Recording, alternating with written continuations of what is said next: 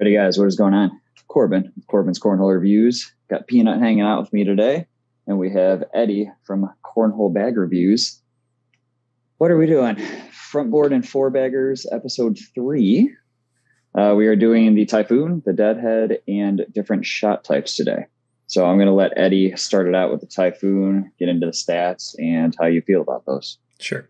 So the Typhoon just came out. It's the Surefire from Reynolds. They use the same material, slightly different fill, but they call it a 8.5 speed, which I think we can agree is more accurate than the 4.7 that Surefire says. I think it plays like a 5, 8.5. Yep. The materials on the slow and the fast are the same. So you got that game changery polyester material on the fast side, and you got that Surefire black water. I mean, how many other bags at this point use this slow side? We'll even get into the Deadheads using it too. But they got an asymmetrical bead fill, which is it's a slightly different fill than the Surefire, fairly close, but you can tell a difference when you hold it enough.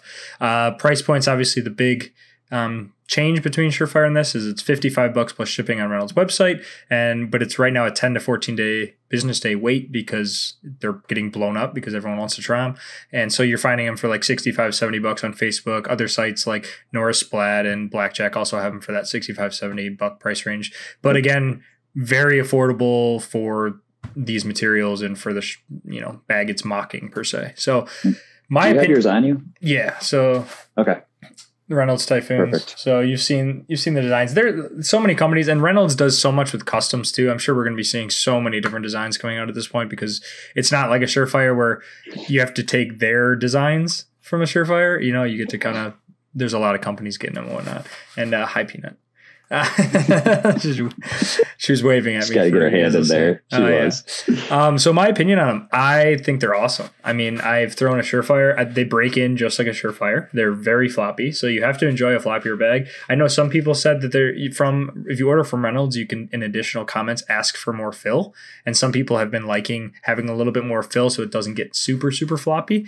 They do flop up a lot. And in my review, and me and Corbin have talked about this plenty, I didn't use any conditioner or products on it. I literally just soaked and tumbled, and they're already like full flop. So, I mean, I think use any conditioner and stuff on this, you could wreck them really easily. I think you're going to.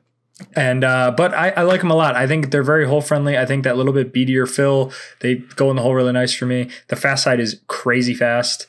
It plays like a game changer because it's the same material, so it plays well in humidity. I really like it, and everyone I've shown to around this area that's a big Surefire person can't tell the difference, and they really like them. So, like for the price point right now, it's if you want to try a Surefire, and because they're so popular right now, it gives you a really good option to try it. And I think once the Surefire players can get past the mental barrier of it's not a Surefire, so it's not a Surefire, and you start to really feel the both and try them, they are the same, in my opinion. So what do you think about them? I like them. It's not going to be a bag that fits my rotation. And this is literally the one reason is because these are brand new. I've thrown them, I think literally 3 or 4 down and backs. And I'm not exaggerating that at all. Yeah, yours are worse. Yeah. I mean, this is literally brand new. I did not treat them. I didn't even tumble them. I did nothing with these. I took them out and threw them a couple times. Like that would be okay. I'd be okay with that. But I mean, it's going to get to where mine's at. Yeah. Yeah. I mean, crazy. The fact that I can hold it like that is just ridiculous to me. That being said, high quality. It does not feel like any other Reynolds I've ever thrown. 100%. Yep. They feel, and maybe this is just me, I mean, they match the template of we're doing Deadheads. I got one of those sitting here. They match the template of a Deadhead. I want to say they're almost a little bigger than a Surefire. To me, it kind of feels like, I mean, I haven't totally not broken inside of Surefires I could grab, but that's not really going to do much for you. But they just feel a little wider, a little flatter. And it's not a problem. It's just the size of the bag. It's not a small feeling bag. It's not like you grab a BG and you're like, ooh, that's smaller in my hand. These are a little bigger, but it's not bad. Speeds are on point. I mean, they're going to be very useful in a fast environment, but in a slower, humid environment, if you're forced to use that fast side, you're kind of in trouble. And you'd rather use a different bag. I mean, why not take out a different bag? And that's what it comes down to. And that's, yep. Last night I actually threw Costellos over Blackwaters because it was just a little sticky and they weren't moving, so same idea with this. If you're going to throw this, well, You might grab a Pro Sniper instead, or whatever else you prefer to throw, They're not a bad bag by any means. I think Reynolds actually really did a really good job with these. Mm-hmm. I'm not a huge fan of everyone copying Surefires. Yeah. I mean, you can understand why they're doing it's a super, super popular bag. Yeah. I totally understand. And I'm actually glad that Reynolds themselves did it. Other companies, cool, whatever. But Reynolds, that's known for just carpet, or, they have like Pro Excels, which aren't really carpet, but they pretty much are. And you got the wonderful Freedoms. Oh, well, okay. We don't have to talk about Freedoms or Demons or Patriots or... None of those. Don't forget about Liberties. Those. They got Pro Advantage, man. They got the Pro Advantage, okay? Well, when you think of Reynolds, you think Pro Advantage, Pro X. Yeah. You think of possibly Pro Excel, but like the Victory, not bad. The Pro AV they came out with, they try to change stuff up. I kind of like what they're doing lately. They're switching it up. They're listening to their consumer base and trying to make something that works.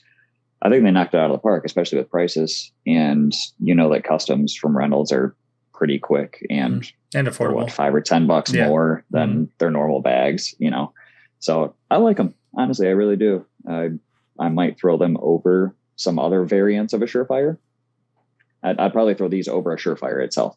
Yeah, no, I've thrown them both next to each other, and I do like these a little bit more. I'm in the same boat as you in terms of like, what conditions does this bag really take advantage of? I mean, yes, when it's fast, but then like I find like the humidity when it's low, I throw these, and the slow side is like pretty fast, like almost too fast, and then the fast side is like unusably fast. It's unplayable. Yep. And then when it starts to get a little sticky, you have like this 30-minute window where it's like perfect, and then all of a sudden you're like, oh, now I'm hanging up. Yeah, and a caveat too of when you're saying it's a little bit bigger. So I don't know if that's maybe like a lucky quality control thing, but I have pictures of the measurements that they're the exact same width, and maybe this is just the ones that I had, but I could totally understand like the feel of it. And who knows? I mean, I know you were saying like, it's just a hand feel. Yeah, midnight Surefires, I know you said were a little bit fuller, so I mean, like, who knows what the difference is. Usually a little fuller. It just depends. But it's with the extra fill. I mean, if I would have known that, I would have ordered direct from Reynolds and waited 2 weeks. I got this from a distributor on the Facebook pages. He had them in stock, shipped next day. Yep. So, I mean, getting a Surefire basically in 3 days, that's pretty cool. Yeah. But I would love to try one. Extra fill. I'd love to try one with extra fill. I mean, obviously there's not a lot of people that have these yet, or really around me that have had them or done reviews of them or talked about them. So like going into it, I'm not going to order it with extra fill because I want to see what the bag is meant to be. Of course. Yep. But to that, I would be interested to see what this would be like if it stayed a little bit more like a Costello, a little bit tighter, like less over my hand, I think it'd play more like a Blackwater, like just a little more full. Yeah, more of the fuller Surefire feel. Mm-hmm. I think it would play just like that, and they still are super hole friendly. They still do what you want them to. It's just a little better hand feel. Agreed. But overall, I agree with you what you said. I think it's really cool that they're kind of branching out of their little box they were in. And and what I said in my review, I think holds true in terms of not that they weren't on the map. They'll always be on the map, but they're less talked about lately because of like all these other brands coming out. And this kind of really made Reynolds be talked about again, which has got to have been great for not only this bag, but all their bags. Like people are like, oh man, this bag's really, how's this bag? Or, and people that have been around for a long time know the Pro Advantage, but if you're coming in now, no one's really buying and selling Pro Advantages on the Facebook page. So getting people on that site again and asking questions is going to be great for them. And I think they did a really good job with this bag. So absolutely. We'll move on to the Deadhead. So I have a Deadhead here. I love the design of the Deadhead, to be fair. I think it's one of my favorite. Okay, that design's cooler. You have the peanut design. But the default Deadhead design, I think, is one of the coolest looking design. I just think they knock the art out of the park. They do. And their colorways that they're coming at, like the pickle colorway is freaking so cool. Yeah. I love the pickle colorway. Yeah, their colors are very cool. Yeah. So how they categorize it as speed is a 5.9. In my review that I did of this, I put it against a Typhoon on both the slow and the fast side on your board lift test. They're the exact same. And the reason for that is the material of the back is the Surefire, Typhoon, Blackwater, everybody material. And the front side is the Pro Sniper material, which if you listen to our last podcast about materials, the Pro Sniper material is the Surefire Typhoon material flipped around. So it makes sense that it's basically the same speed because it's very close. Very close. Yeah, same material. But the caveat to that, and let me finish the stats first. It's a disc fill similar to Black Sheep, that little bigger disc. It's not as small of a disc as the Pro Sniper Surefire, which I like this fill the most. It's my favorite fill. And then price wise, if you can catch a release, $110 plus shipping on the website. But right now on Facebook, they're super hot. So you're looking at like 130 to 150, 160, somewhere in there, depending on the colorway and kind of what you're looking for. You can also find some non-stamped Deadheads for a little less, like $100, I think I've seen for sometimes. And so, I mean, it's the same bag. It just doesn't have the stamp on it. So that might be a different option. So why don't you start with, I know you released a little like kind of pseudo review, but you're having a fuller one coming, but what's your opinions on this one? Yeah, I'll definitely do a full one of these.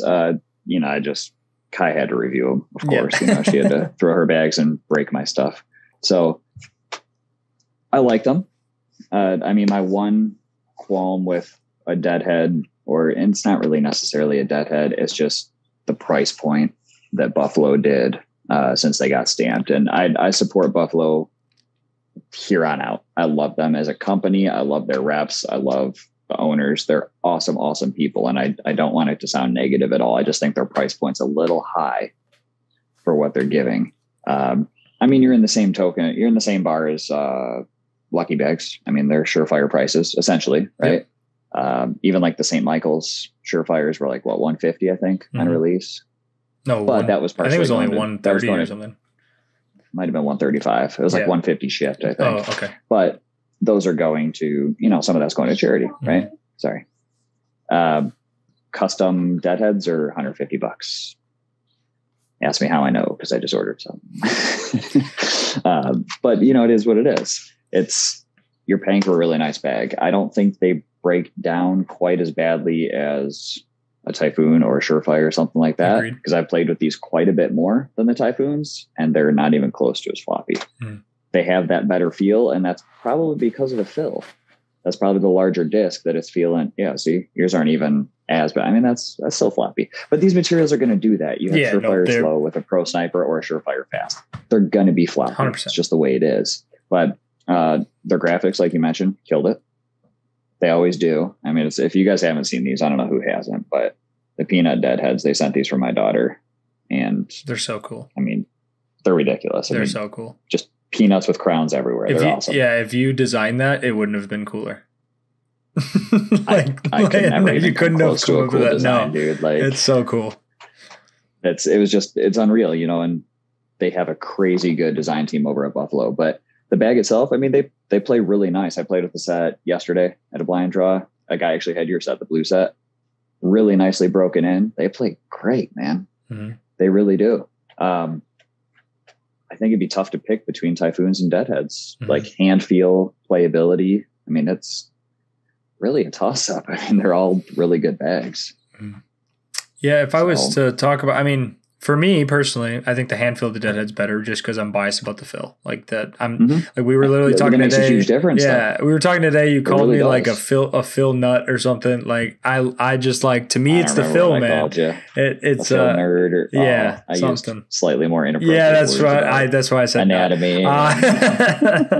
But I just really love that disc fill, and same reason that I love the Costello so much. I just love that disc fill, and again, same reason I love the Costellos. It stays a little bit firmer. I've thrown these a good amount. Yes, they're getting floppy, but they stay. I don't know if it's slightly more fill or it just feels better. It's just a little bit tighter. It's not so droopy, and I said in my review of these.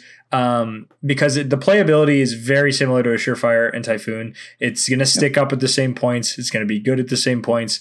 The one caveat to that is the feel of the bag. The Pro Sniper material is smoother, and it's less like game changer rigid material. So in the hand, like, it does make a difference, and it feels different when you're throwing it. And I think that's kind of going to be its differentiating point. Is it's very similar to a Surefire, but it kind of feels better on one side. It feels smoother, has a more like, that smoother feel. So depending on how you like your bag, that's what you're going to go for. Again, I said I love the graphics. I even said in my review, like, one reason I throw this bag is just because it looks so cool.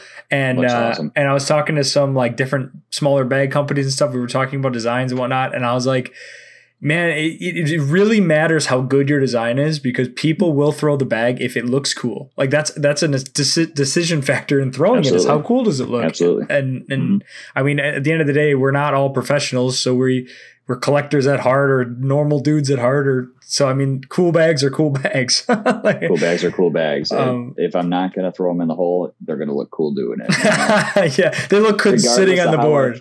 Yeah, or the front of it. I was going to say the front of the board is decorated. I knew perfectly. you were. I was waiting for you. But yeah, Whatever. to that price point, I mean, it's a new. When I say newer, they've been around for a while, but newer stamped company that is now Kill Shots priced, Lucky priced, BG, WTF priced. I mean, all that upper echelon of pricing, where like, and I'm glad that they're getting the business and it's getting super popular. But like, look at the Ambush now. Like, they have them in stock on the website. People aren't as excited for that bag. It's still at that 110 price point, and honestly, I don't think they're going to sell that many of them at that price point. And you even see people on the Facebook pages now selling those for like $90 because they're like, oh, nobody wants these right now. And I'm like, I just think getting in that upper echelon of price range when the superbly amount of hype dies down for these, that's going to be slightly high, I think. On the plus side, they ship out in 2 days. Like they have only put it up when they have in stock, so you're not waiting. And they're not totally out of the ballpark. They're just a little deep. Just a little high for a new, quote unquote newer in the space like company for a stamp bag and stuff. I just think that's a little high. Yeah, I don't even care about that portion. I just think I think we've kind of hit the limit on what bags are going to go and what people are going to pay. Yeah. I mean, for a standard stock bag, are you going to pay $150? Just, I'm not. Some people will, and that's what I'm saying. And I'm not talking smack on either one of these. But if you have a Surefire, like I'm talking literally standard colors, right? Yeah. If you have a standard color Surefire and they're trying to charge $140, $150, like you're not going to buy it. No, I buy a Typhoon. So that's what I'm saying though. Like, I think we've hit the cap of pricing as is. So this 110 price point, $100, 110 price point, I think that's about as high as it goes. Well, and if you look at prices too, like I know obviously shipping is a huge issue, but cats when you buy them are $100. $100. And so like obviously everyone talking about the crazy prices. That's $100 shipped. Yeah, and so that's why I'm saying like, and I think to me personally, like granted, I get a lot of bags and try a lot of bags. I don't really feel comfortable paying over 100, 120 bucks. I mean, like to me, I'm like, I don't either. Absolutely not. I've thrown a ton of bags for $40, $50 that I really enjoy. And I've thrown a lot of $60 bags and $70 bags that are awesome. So like that extra 30, 40 bucks, I'm like, I'm not getting like this material or this bag that's just so much better than the rest. So I am in agreement with you on the price point thing. And I don't think any new companies coming in now are gonna, or I don't think the price will go much higher than it is now, because eventually it's just other companies will come in at that $80 price range, and then the big ones will get obsoleted real quick. They're probably close to topped out, I think. Yeah. But we digress. Yeah, but those are the two bags. On the bright side, I like both the bags. I think both the bags are filling in that Surefire area. I think a lot of companies are coming out of the bag in that range because it's a forgiving, controllable speed with a good push side. But like we said, the shots are blocks and pushes. These bags don't really roll. They're definitely a hole-friendly push bag. They do if they're sticky. Well, yeah, and you throw them like crazy or something. Super ugly. Yeah. But that kind of leads into shot types. We're going to talk about different types of shots today. Perfect. You see it on the TVs. You see them using lingo on the TV. You see them talking about shooting it skinny or doing a roll or a flop or an airmail. I mean, all these different terms. So we're going to kind of go over what they are and kind of our opinions on the best bag and player shot type person that uses them, and kind of the combos that are the most common that go together. So the first shot we're going to talk about is just your generic slide shot. So a slide shot, you hit the front of the board or the middle of the board, slide into the hole.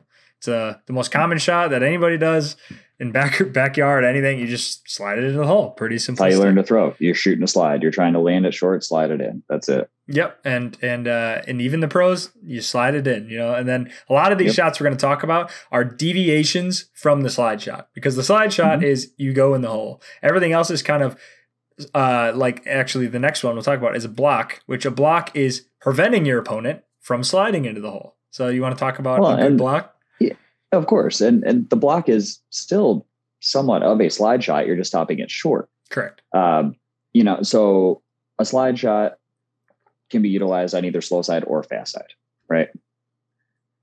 I'm a slow side thrower all day, but I still slide every bag, so you can slide with slow side or fast side. Blocks, you can also slide with slow side or fast side, but I feel like they're more beneficial on a slow side. Correct. Because then they're harder to get through, right?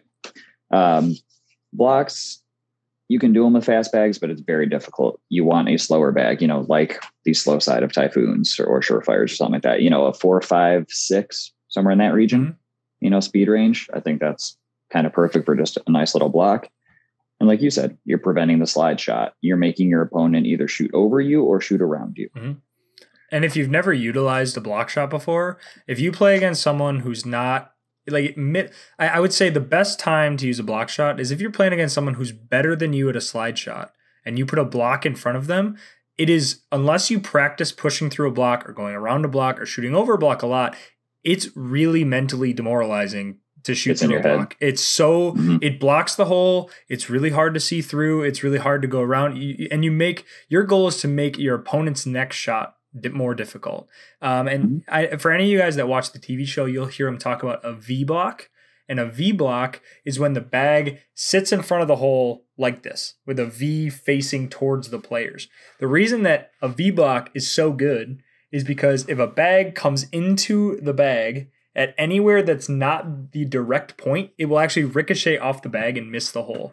And now you, as a block player, just basically made your opponent waste an entire bag, and yours is still collectible at some point in the round. So the great part about a block shot is you're basically making your opponent either go through you, around you, or waste a bag, and now you're up a bag, essentially. And when you get into upper echelons of play, that just makes it into a chess game. Like, who's going to do what? Are you going to shoot over it, block behind? There's all these different things. Do you want to talk about quick a bully bag? Now that we're talking about blocks? Love to. Now that you bring that up, the V block, say V block pushes you out. The V block is almost a bully in itself. It's just a reverse bully. Correct. Kind of, right? So, bully bag, let's say I have a bag sitting kind of on the right side of the hole, okay? If I come in at a slight angle over here, I can ricochet off this bag, essentially bullying this bag out of the way, and it puts this bag into the hole. So you made this bag out of play when it was previously collectible by your opponent. So a bully bag it's just a slide shot, but you're taking aim at essentially the side of their bag instead of into the hole directly. So you're just getting them out of play. It's all a chess game, like you're saying. Cornhole is so strategic, and there's so many people that do not understand that. They're like, oh, you just shoot 4 in the hole, right? It's not that hard. Oh, there's so much strategy. I mean, I'm sure most of our viewers agree with that, but when I'm talking with coworkers, friends, whatever, that hardly play, I'm like, there's so much strategy to it. You have no idea. And a good bully bag, I mean, like you're saying, it's the same purpose as a good block bag. You take one of their bags completely out of play, where now you're essentially up 2 points. If you make the rest of your shots in the hole, the maximum they can get is 10, and you get 12. So every time that you're preventing them from getting a bag they can make later, essentially, if you keep playing perfect, you get 2 points per advantage that you're taking over them. I would say the block push, which we're going to go into next, is a very, very common play style, one that I mostly do. I know you did it for a long time. You're starting to get into the role that we'll get into. But I still do here and there. Yeah, I mean, it's still going to be a part of my game regardless, because, I'm not going to roll over my last bag, right? Sure. So I'm still going to push it in. So a push is just a slide shot that you hit one of your own bags and push both of them into the hole at the same time. So that utilizes, the reason we say a playstyle is a block push playstyle is because you throw a block in front of the hole, basically mess with your opponent, and then you throw a fast side, pick up your bag and put them both in the hole, and now you're net up 2 points, essentially. It's a very more difficult than they make it look on TV, because you do have to hit directly into your bag and you can kind of bully yourself out of the way. So it is something that takes practice, and you generally use the fast side of your bag because it has enough power to push through both of those bags. You'll also hear on TV them calling it a collect shot or a collection. It's basically like they're throwing a bag to go collect another one and bring it with it into the hole. But a very common shot that you'll see, probably one that you've done a million times. Maybe you didn't know the name of it, but very commonly used, especially when you're starting. This one I'll let you take, but the flop roll shot. Yeah, I'm starting to love it. You guys have noticed on my channel, I've started actually to talk positively about carpet, which I know is strange, but I hated it for such a long time. But I've realized that, lately I've realized its benefits, and flopping and rolling is a huge benefit. So to me, and we will get into airmail a little later here, but a flop or a roll can be a safer airmail. Agreed. Right. When you're shooting for the airmail, if you totally miss, you're typically off the back, right? You totally lost your bag, 0 points. If you're shooting for a flop or a roll and you miss, typically stays on the board, unless you really wing it. So what a flop or roll is, you essentially have your blocker bag sitting in front of the hole, right? It can be utilized with other materials than carpet, but carpet is the most typical material to utilize it with. You release the bag in such a way that it's either nose up or nose down, depending on how you want to do it. But when it hits the board, it'll hit the blocker, which my hand could be a blocker, hits the blocker and then flops or rolls directly over it into the hole. So it's a way of release. Is it an advanced move? I mean, is that what you'd call it? I mean, that's an advanced throwing technique, right? Maybe I don't have the right necessary, I don't have a bunch of carpet bags to try it with, but I've practiced it a lot, and it's very different if you've never thrown. Like, the grip is different, the throw is different, where you land the bag is different. It is a more difficult shot to do, in my opinion. And we haven't gotten into grips and all that, but we can. I mean, most people know the basics of, just a standard grip or a butterfly grip or whatever. Mm-hmm. And I'm a very standard grip thrower. I flop the bag a couple times and then I hold it, and that's basically my grip right there. I mean, I don't squeeze too hard. I just kind of let it go. When I'm throwing a flop or a roll, I have to settle beads and then I butterfly it. So I pinch it, you see the wings, right? So that's a butterfly. I'm squeezing very hard. And as I release, I'm leaving my palm up to keep the nose of the bag up. So it's very difficult to learn that, because I've been playing the same way for over a year now, never throwing different. Yep. And then I'm like, I want to try this new technique. Well, I have to tweak my throw to do that. This is challenging. But it's incredibly useful. If you have a ton of bags stacked up in front of the hole, you can't push through them. You can't slide around them. Your choices are airmail or a flop. Well, if I miss my flop, it's still on, and if you hit it, it's demoralizing. I think it's just totally demoralizing. And to my opponent. Not only is it still on the board, but we're like, most of the time when you miss, it doesn't flop enough, and it's sitting on top of your opponent's bag where now they can't push either. Yeah. Like you basically, and then if they try to airmail, a lot of the time, if they miss a little short, they pull yours in because you're sitting on top of their bag. So absolutely, it kind of like, when you're at a disadvantage, almost like completely flips the advantage, even if you miss. It can, which is why it can be so powerful. It really can. Yeah, it's a great shot. I mean, it takes a lot of practice. People are asking me, man, how are you starting to get that? Like, hours a day. That's how I'm starting to get that. And when I set up 2 bags, I walk down, I throw them. And we talked about this. Why I don't know why you don't set up 2 bags on each side, and then you can walk back and forth, and you don't have to walk back so much. But because my brain's not as big as yours. I mean, we went over this, and I know it's bigger brain. It's okay. But I know you said how to throw it is point down or point up. I know I've talked to a lot of different people about flop, and you throw yours point up. The reason for that being it hits on its butt, basically slaps down on the board, and that triggers the rolling. And there is some people that throw front down, and basically what they're doing is they're landing it right before the bags, pinning the front under the bags, and that triggers the roll. So trying both, I would say the front down has a larger margin of error because you have to throw it a little harder right into the bags to flip it. When front up, you might push them right in. Yeah, exactly. That's what you end up doing. That's my problem with the front down. You might just hit their bag, push them right in, and then you're still stopped below the hole. Yep. And you're like, well, that stinks, and that's the front up, front down that's specifically for flops. Roll, the bag is typically tilted on end, but it's the same idea. It's still going to be front up or front down because you need to fling those beads as soon as it hits the board. The friction is there, it hits, and the momentum takes the beads forward, and that's what makes it do what it does. And talking about the word friction, that's why carpet is mostly the bag that does it, and you can do it with some, when it starts to get sticky with stickier materials, you need enough friction with the board that catches to trigger that flipping action. If it's too fast,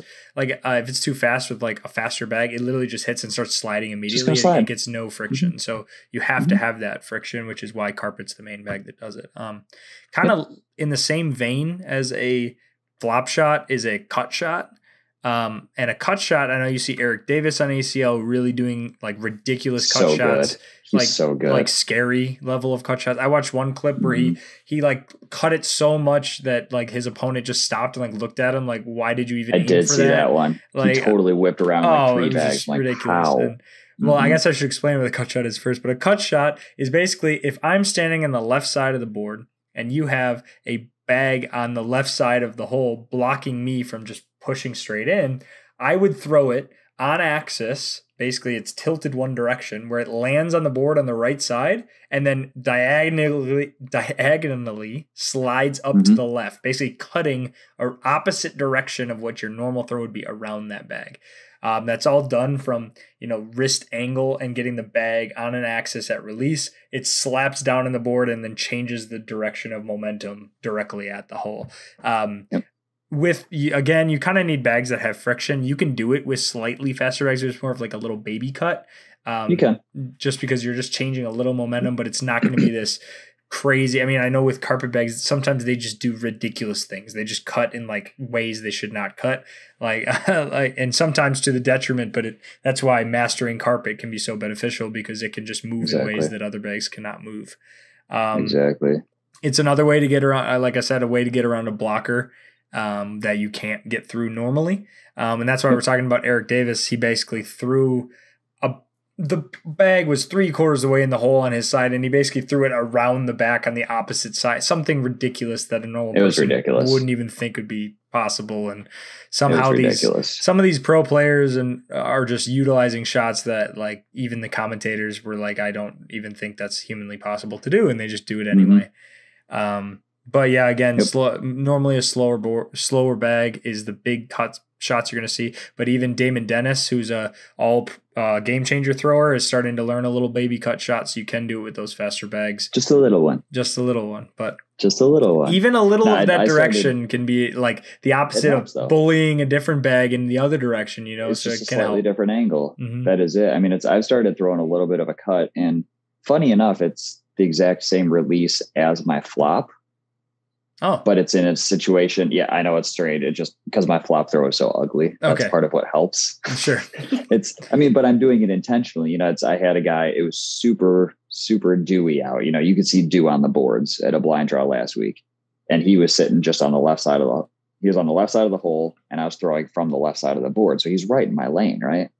I'm like, I'll just try to flop around it. And I kind of missed to the right, but it ended up going do. Yep. And just fell in left. And I was like, okay, that works. Let's try it again. And it's just, if I didn't land just before his bag to flop over it, if I landed a little deeper, the bag still did what I wanted to and went right around his bag instead. And he's just looking at me like, really, dude? I'm like, I've definitely done it accidentally, when it gets sticky, but I have not gotten to the point yet where I can do it consistently on purpose. I'm not consistent. I just got lucky. But it was 3 lucky times in a row. So that tells you something, right? So then he thought you were consistent, and you built it into his brain that, hey, don't block me because, I got these shots, man. If you want to beat me, just slide into the hole because I don't do that. So, and then we have probably the most flashy shot, I would say. The one that catches the most attention is the airmail. I mean, and the airmail, for anyone who doesn't know, but it's when you throw the bag and it goes directly in the hole and doesn't touch the board. I mean, it touches the board maybe a little bit, but you just throw it and it goes in the hole. The reason it's so good is everything we've been talking about so far. If you're blocked, you could throw it over the bag into the hole. If if you have bags sitting on the hole, which is what we'll call a drag shot, you can throw it and then hit that bag with the downward momentum where it actually pulls that bag into the hole. So you're dragging another bag with you, which airmail is the only shot that can have enough power to drag a bag in, and you can drag it off a very small. That's not true. Oh. I dragged a flop the other day. Okay, well, I said that to you. If you have a teeny bit of material, your flop ain't pulling. No, I know. I totally agree. And there's no better feeling than a good airmail drag. Oh, I mean, you got you got two corners hanging in and you hit a double airmail drag. I mean, best. you can, if you don't fist bump that, you're not human. I mean, but you don't like cornhole. Yeah, you don't even like cornhole that much, or you have zero motion. You're just like, it's what I do. Trey Birchfield, like, full robot it. Correct. But yeah, I mean, it's the airmail. It's incredibly flashy. I mean, there's nothing better than your opponent lays a block, you shoot an airmail right over them, sink it, and they're just like, oh, he's not right away around. To start the round. You just no hesitation. Oh airmail. Yeah, no hesitation, launch it. And it's like, wow, this guy isn't messing around. I don't want to block him anymore. It's another huge strategy game. It's all mental. Mm-hmm. Chess, not checkers, man. I'm telling you, it is a chess game. But I know it. There is one other shot with an air that you can only do with an airmail too, which is called an and one, which is when the bag, if your opponent has a bag sitting behind the hole, like on the top of the board, they just have a single point. You throw an airmail and you hit their bag, knock their bag off the back, and yours comes back into the hole, which normally you can't try to do it if you're not a pro, but if you do it, it's one of the coolest things ever. Oh, you can try. Yeah, okay, you can try. But I know there's a couple tried many times. There's a couple pro moments I've seen of people doing it, and it's just like it's just so cool. Like and it's just, I mean, it's just, again, with the mental game, it's so demoralizing when your opponent not only slap just in the face airmails, but they just launch your bag off the back. It's total slap in the face. They just and one you, and you're like, oh no, like here we go. I would say so. Almost, I mean, every bag can airmail. Obviously, if you have a bag, you have to be able to airmail it. Do you find that like the faster, floppier bags are easier to airmail, or do you think it's all personal preference? Yeah, so I'm a little torn on that. I honestly am. I always throw slow side down on my airmails. Oh, interesting. I'm the opposite. I do, unless I'm trying to go clean. Okay. If I have to go clean because the opponent's starting to sink in or something like that, and I have to go like deep clean, I will flip to fast side because if I touch their bag, I want the least amount of friction possible on their bag. So that's why I do that. It's not very often that does happen, but I am a slow side down airmailer because if I miss just enough, sometimes it keeps that bag on the board. Mm-hmm. You are fast side airmailer. Well, my mentality is that like when I've had some where I hit the hole that I feel like it like slides in the hole a little easier if I'm slightly off than the slow side does, or the slow side could sometimes catch and hang on for me or something. I don't know. I think, I mean, if you're a good airmailer, I don't think it matters what side you use. It doesn't. If you're a bad airmailer, just use the side that I guess makes more sense to you. I'm in agreement with you that the slow side might stick more. I'm like, the fast side will go in easier. You know, it's kind of. But there are bags there's bags that airmail better. I mean, on carpet is not that great for airmailing. I mean, because it's typically not that floppy. It has less forgiveness when you hit the hole, you know. If, say, on a Deadhead or something, you need half the bag to hit the lip of the hole to be able to go in. With carpet, you might need 3/4 of it just because it's more full. It's just not the same forgiveness. And exactly, it might want to bounce off instead of just hit and fall in. Sure. I've noticed that game changer studies, 2.0s, whatever, I am the worst at airmailing those. And it's something to do with that patch. Yeah. And it's like the patch will hit and those bags just launch. I'm like, holy crap, that actually went off the right side of the board. Yeah, they like swoop out after it hit the hole and they launch, dude. And I've had it happen with Costellos and stuff. It happened to me last night, actually. And it wasn't a problem. It stayed on the board, but it's just that friction gets you sometimes, But yeah, there's certain bags that are definitely, they're going to lend to a better airmail. If I'm called up to the airmail pot, I'm shooting something more friendly. I'm going to shoot Costellos, Pro Snipers. I don't throw Vipers, but Tangos actually are one of my favorite airmail bags, which I know sounds silly because it's carpet, but it's an incredibly friendly carpet. So I just really like shooting those for airmails. But so we do have one more shot. We'll call it a bonus shot. It's the hardest. Bonus shot. It's the hardest I forgot about the bonus shot. Yeah, it's the hardest shot to do in cornhole. Everyone would agree. It's the front board. So that's where you miss the bag on the front of the board perfectly enough where you move the board out of the way and then you have to fix it the next time you go down there because you just whack it so hard. It's really difficult to master. It's like hitting a bar down in soccer. You got to hit it perfect. Dude, it's tough. Only the best pros can really do it. I know, Corbin, you've been practicing a lot in your videos. Dude. You really show off that well, I would say. Watch my Costello video and I will show you how that's why they're his favorite bag, because he can just consistently front board them. Proof right there, front board. No, it's the worst. Seriously. It's so what's funny demoralizing for is- yourself when you're front board because I'm like, Oh, how was yeah, I you're so just- far off, man? Like that's like You're 2 doing it to feet. yourself. It's like a 2-foot miss. When I'm throwing last night, we're at this big blind draw. I was telling you about it. Lots of pros. There was 44 people there. I mean, huge thing for this blind draw. Man, I'm throwing, like, one of my buddies like, hey, you didn't even front board that game. I'm like, I told you.